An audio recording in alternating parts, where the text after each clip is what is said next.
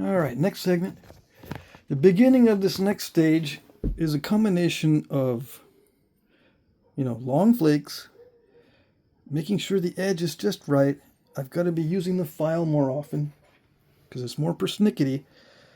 I have to be more accurate. So remember, a smooth edge helps to increase accuracy, but indirectly. It doesn't seem like it makes any sense, but a smoother edge on the edge helps to increase accuracy because you don't need to hit as hard, because it makes better contact with the flaker when it's smooth. Now, some might say, well, smooth may make it more slippery. Yes, very good. In that case, don't abrade as much. Okay? You will probably have to hit harder to overcome the non-smoothness and lose some accuracy, but at least you're not slipping. Slipping is worse than losing some accuracy. You don't want slippage, okay? And you'll learn that as you progress. You'll learn what is more important for you. For me, slipping is really bad. I'd rather have a nasty edge and no slippage than a beautiful edge and a lot of slippage. But that's me. Some people are the opposite.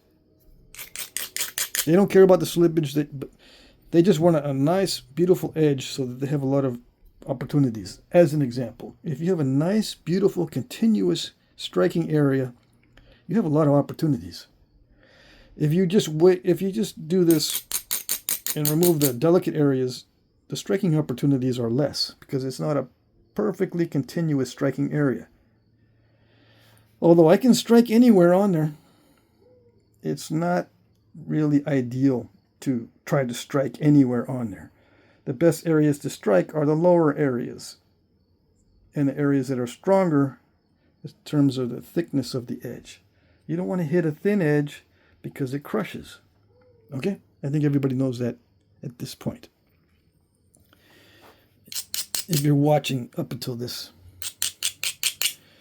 point, or maybe the guys with experience don't watch the videos all the way through. I don't know. I really don't know. The analytics don't tell me who's experienced and who isn't when they watch the video. Yeah, the newer viewers might be less experienced, but sometimes I have experienced nappers that have never seen my channel all of a sudden tune in and they show up as a new viewer. I've had that happen many times. There's a lot of guys that have been napping for a long time and never watched my videos. Why am I sharpening up the 3/8? I don't know. Sometimes it comes in handy. I don't know. I'm just trying to get ready for the next stage. I probably shouldn't even worry about this. But I'd rather do it now than be interrupted later. I hate interruptions.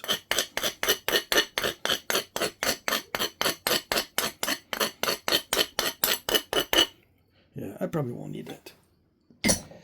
Anyways, I'd rather have something I don't need than need it and then interrupt my mojo or my flow.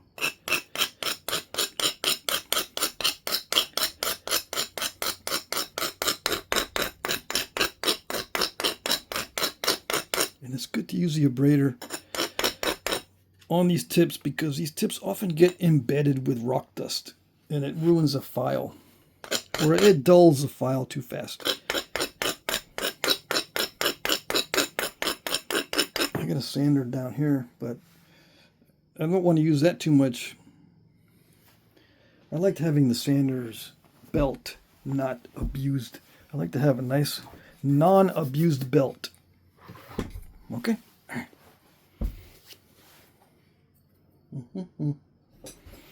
So, preliminary thinning. I already started the preliminary thinning. So let's continue with the preliminary thinning. And it will probably overlap somewhat with the final thinning. I might not need to do any final thinning on some of it. If I thin down the tip a lot, I might not need to come back and do any final thinning on it. It's not really a skill of exact steps. You never really know exactly what's going to happen, or what you're going to need, or what you're going to do. Okay? All right. At least not with me. Some people will set everything up so that they know exactly what's the next step. They're very persnickety. I say persnickety because I want it to mean something in particular with Flintknapping. If I say careful, it's kind of vague, but if you've been watching my videos, when I say persnickety, I mean you're overly concerned with the details. The definition of persnickety is, being overly concerned with details. I think that's the definition. When it comes to Flintknapping, that's exactly what happens. You're overly concerned, which is not a bad thing, as long as you don't think about it too much. If you're persnickety with your thoughts, it can interfere with the napping and mess you up in the form of, not really letting your subconscious deal with all the complexities. The complexities really are difficult to master consciously. Some people can do it. Some people can master thinking about every step and taking everything into account consciously. I don't want to work that hard. It's a lot of brain power required for that. I need to be fully awake, right? I need to be fully conscious and at the top of my game in order to consciously do everything. A lot of times I'm not at the top of my game. I make doo-doo with the mental state that I have. Yeah. Try to do it the best with the mental state that I have.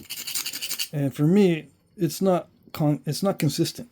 My mental state is usually not consistent. I've got good days and bad days, good hours and bad hours.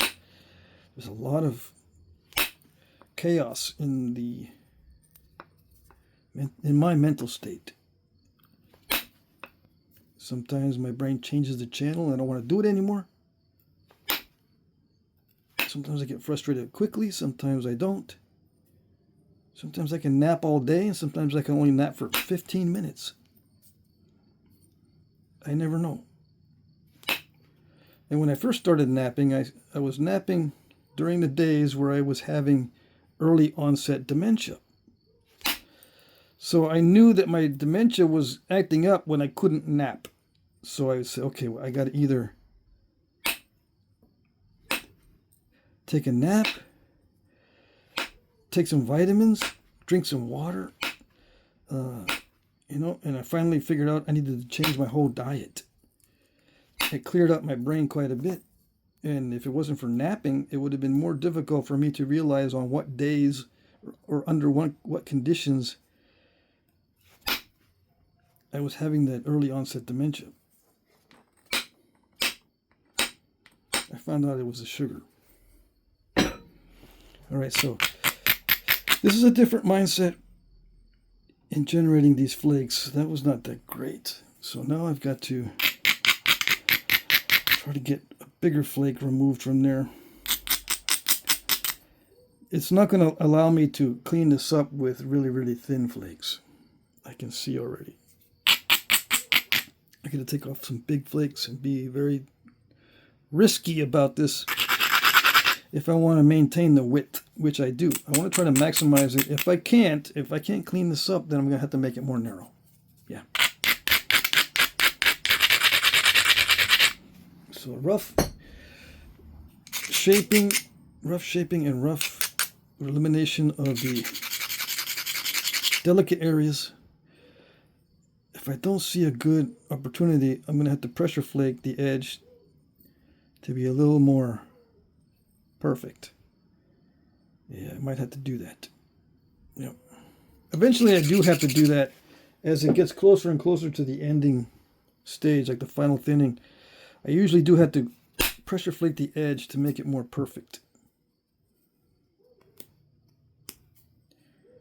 Yeah, see, when the flakes get really thin, they don't want to terminate cleanly. like most of the brittle material. If it has a lot of flexibility to it, it'll feather out better. As long as everything else is done right, it'll feather out better with a more flexible material. This one is kind of brittle. It still naps okay, but it is on the brittle side of things, which means it's on the snap and half-ish category of materials. And, you know, crunchy. I call this crunchiness when it looks all crunchy. Well, it doesn't look crunchy, it just looks steppy. But it doesn't, when there's a lot of steps and they're not stacks, I call it a crunchy type service. I don't know. So all my effort is now in doing final thinning. I think I've finished the preliminary thinning. Yeah. Now it's the final thinning and final cosmetic flaking to make it look good. Okay, so I can pause here, take a little breather. Yeah, that second stage didn't last very long as far as time-wise, because it did overlap a little bit with the first stage, for one. And number two, this is pretty cooperative, so it's not going to take that long to do the preliminary thinning. Now the secondary thinning, or the, I don't know what I called it before. Yeah, I guess secondary thinning or final thinning. I can do it now, but I've got to look and see. All right.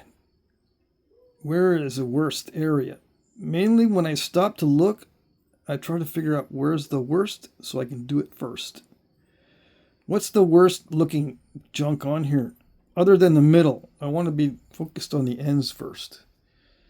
That's always the priority. Then the ends first. So where's the worst on the ends? And I think it's right here, this bulge right here on the end. And this mess here, I can, clean that up from the base, because that doesn't look good. So this whole area right here is the worst. So I'll do that first. Why did I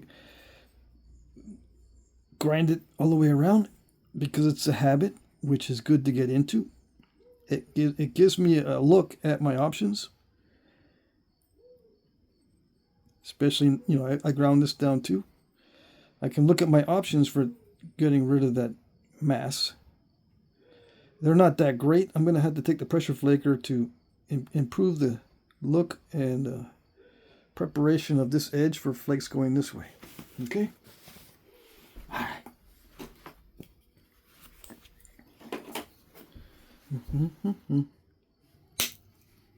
You can zoom in. Hopefully you know how to zoom in. I'm not going to... I used to try to nap like this up close to the camera, but it's very difficult to stay in frame and to stay in focus. It focuses better when it's a little bit further away. But you can put your fingers on the screen and move your fingers apart and it'll zoom it in. You go... Zzz, zzz, zzz. I know it doesn't make that noise, but you know what I mean. Okay.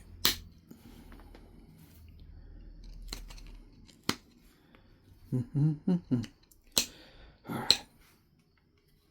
So, how do I know when the edge is good? From experience only. And from getting used to this stone or this material. It's not a stone. I keep calling it stone, but it's very similar to stone. It's remarkable how well this is made to resemble a nappable material that's in nature. Yeah. It does feel artificial, but it's very close to something that you would find in nature, especially when it comes to heat treats. It's kind of similar to a high-grade keel cook heat treat, but this is a little bit more delicate, believe it or not, than a keel cook. But it's somewhat similar. It feels, when I drag this across, it grips it. it feels like it grips it a lot more than stone. So there's some kind of stickiness, which is good for the pressure flaker and all that. It grips stone really well, or it grips this material.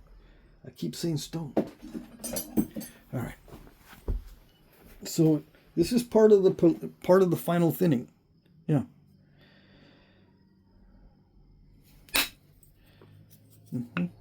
Yep, that's good.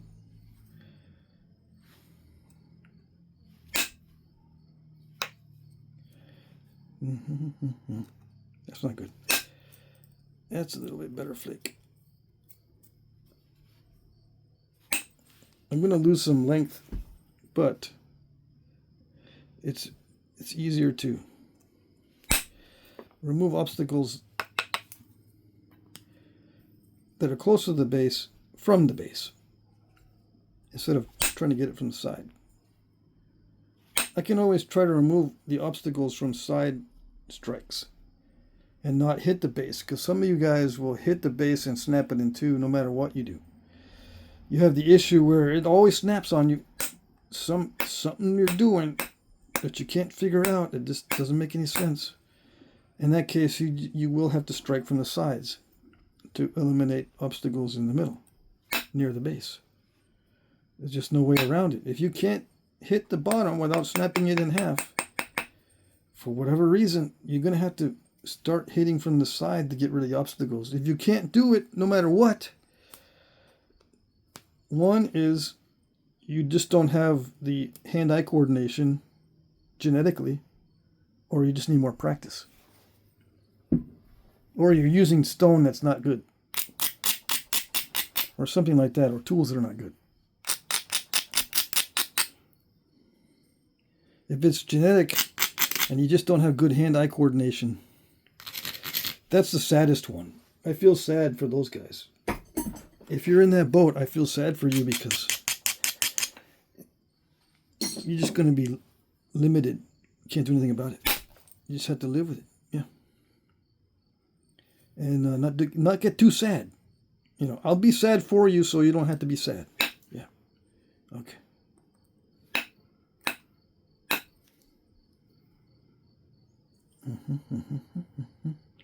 So I did as much as I could, I think, to try to get that thin down without risking snapping it in half. Now I'm going to have to do some side flakes. Yeah. Cosmetically, it doesn't look that good, but, you know, no big deal. I'm still thick enough to where I can make it look better without too much problem, I think. I can still run in flakes. It's going to get more narrow because I have to take this out and remove some of the edge on each side in order to take that out. So as I do that, as I work the edges and run flakes in, the edge gets moved that way on both sides, and that allows me later to take flakes from the sides here to get rid of this mess and some of that writing and whatnot. So I'll be napping across here, and that moves the edge this way, and then I'll do that. And you can use foresight in your planning. You can plan for all this stuff, kind of like chess moves. Yeah. You don't have to be completely opportunistic. You can develop some strategies. My napping is opportunistic, but not 100% opportunistic. There is some nuance, if you want to use that word. What am I doing? I'm just trying to increase the symmetry and remove any delicate edges for the final sharpening and final thinning. I'm in the process of final thinning right now, but it's not too much more to do on the tip. Not too much more to do on the base, but there is a lot to do in the middle. Although I don't want to get it too thin, there's still a lot of flaking that will go on here. Okay. If I talk about it too much or think about it too much, I'll mess it up. My subconscious is saying, Okay, I know how to do it. Just do it. Yeah. Just let me do it. Stop dilly-dallying. Okay. Nice, nice, yes. Yeah. Although I don't like the step fracture. It was a big flake. I like these big flakes. I don't like it when it's just a small little flake with a big hit. I want something to happen with a big hit. Yeah, like that. It is steppy.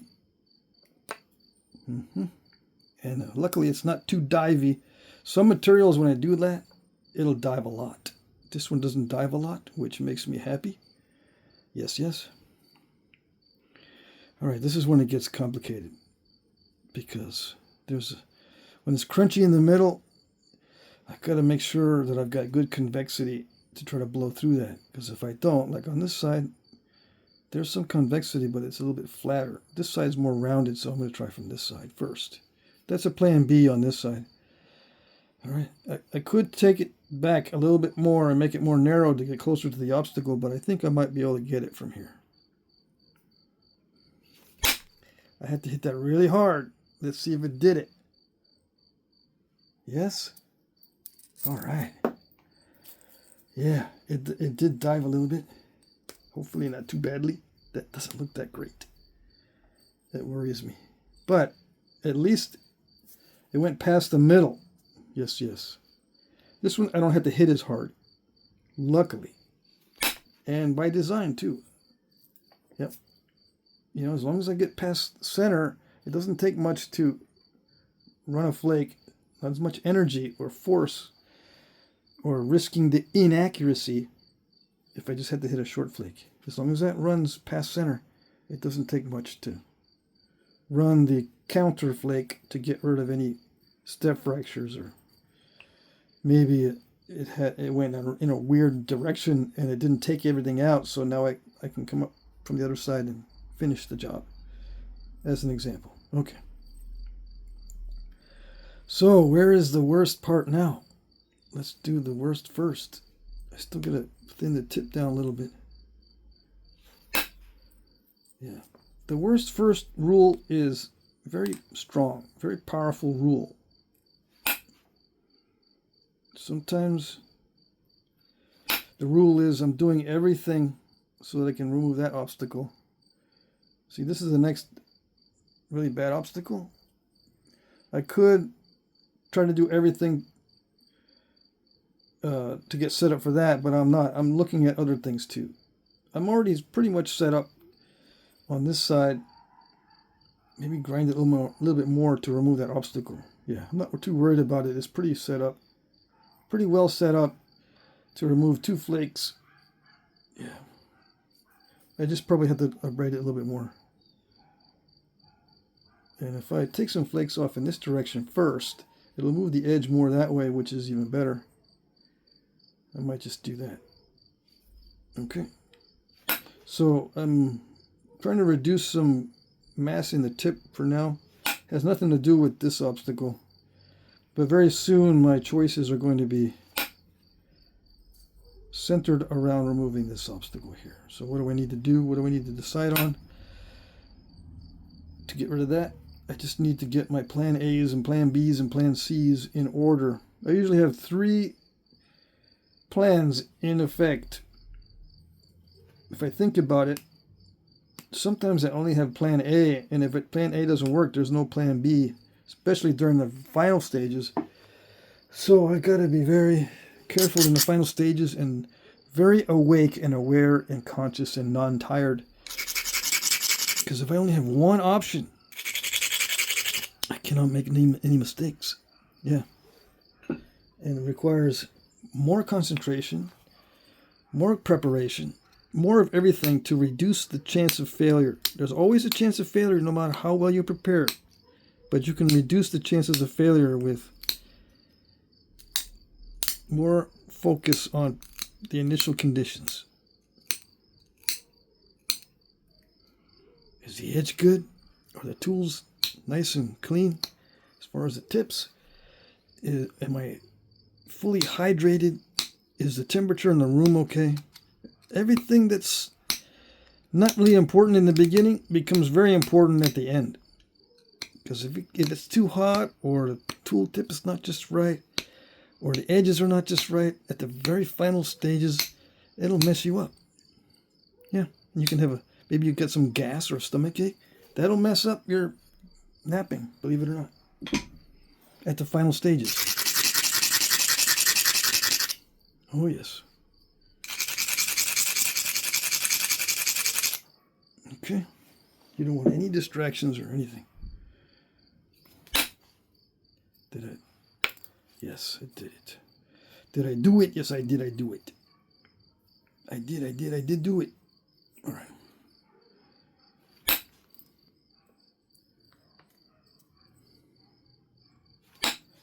So I'm going to clean up some areas where it looks like there's lumps while I'm there. Now, the next stage, I don't know. I moved the edge this way, so let's finish moving the edge that way. Get myself more of a continuous striking area. Give myself some more options. The more continuous it is, the more perfect it is all the way down, the better the chances are. Because if you hit and oops, made a mistake on that area, you can just move over a little bit. Now, if you isolated that area and there's no place to move over because that's you took that away, you screwed yourself. Because now you got to move way over. It doesn't give you 3 hits. It can only give you 2 hits if you isolate. I tend not to isolate. And maybe it makes my flint knapping bad when I don't isolate, but I'd rather have 3 options. Okay, usually there's 3 options with a continuous platform or a continuous striking area, rather than 1 option or 2 options further apart. I'd rather have 3 options close together, minimum, to get that flake to go. Yeah. See how it discolors slightly? That doesn't happen with stone. Yeah, that's just because of the material. And it doesn't affect the knapping, I don't think. It might make it more slippery. I don't know. It hasn't affected the knapping, I don't think, so far. All right, so I got to be very aware of what I'm doing. Okay, and I take a breath so I'm not asphyxiating myself, because sometimes I hold my breath if it's a difficult thing. I'll hold my breath, which is the opposite of what I need to do. You take a breath. I've learned this over time before something difficult. That way I'm not depriving myself of oxygen. And believe it or not, it does affect the flint knapping.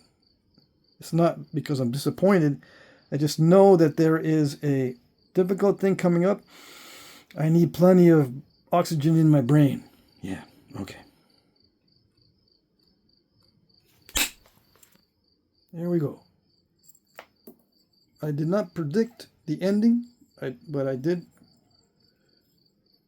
see this as a good possibility in the middle, and it did it. Yeah. Luckily, this stuff is very consistent, and luckily it doesn't dive all that much.